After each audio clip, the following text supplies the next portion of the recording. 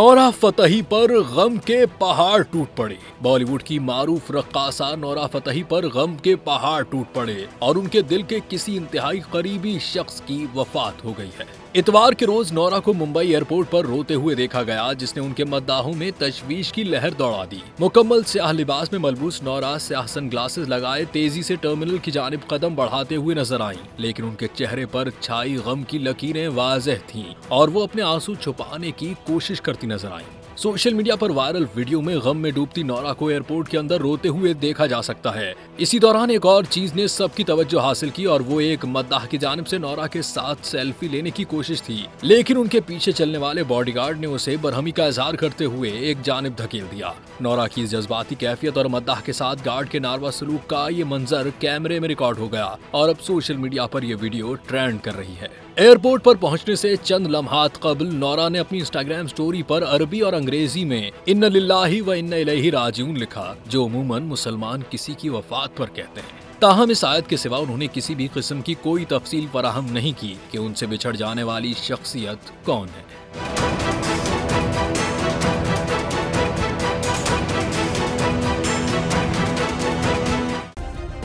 Subscribe करें और bell दबाएं ताकि कोई खबर रह न जाए।